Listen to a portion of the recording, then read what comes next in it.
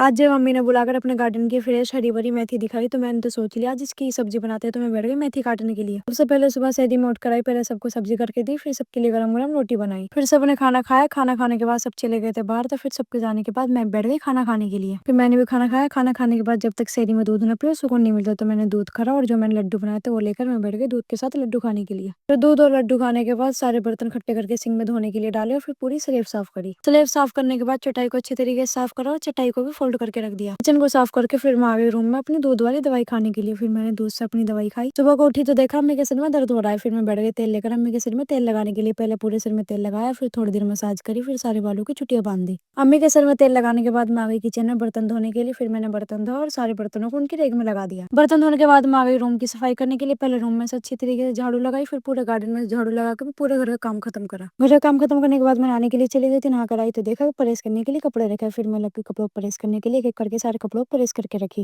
मैं प्रेस कर ही रही थी कि अम्मी ने आवाज लगा के बुलाया। मैंने आकर देखा तो अम्मी ने इतनी प्यारी मेथी दिखाई जो अम्मी ने अपने हाथों से बो रखी थी। फिर मैं लग गई इस मेथी को काटने के लिए कि आज इसकी सब्जी बनाते हैं। फिर मैं बैठ गई अम्मी को मेथी काट के सब्जी बनाने के लिए देने के लिए। तभी मेरी जेठ की बेटी आ गई। फिर मैंने इसे थोड़ी सी हंसी मजाक करी और सारी मेथी भी काट दी। अम्मी को काट के मेथी दी और इतने इफ्तार का भी टाइम हो गया था, तो फिर मैंने सबके लिए आटा गूंद के रोटी बनाई। रोटी बनाने के बाद आज पकौड़ियों को बिल्कुल मन नहीं था, तो मैंने सिंपल से ही ब्रेड को बेसन में मिलाकर और तेल में गोल्डन फ्राई कर लिए। ब्रेड पकौड़े बनाने के बाद अब बारी थी कचौड़ियों को तलने की, तो कचौड़ियों को भी तेल में डाल के फ्राई करके निकाल लिया। फिर सारा काम खत्म करते करते इफ्तियार के टाइम हो गया था। सबके लिए इफ्तियार लगाया और सब बैठ गए इफ्तियार करने के लिए। हमने साथ में बैठ के इफ्तियार करा। तो ये था आज का हमारा दिन। उम्मीद आपको भी लोग पसंद आए तो लाइक और सब्सक्राइब जरूर करें।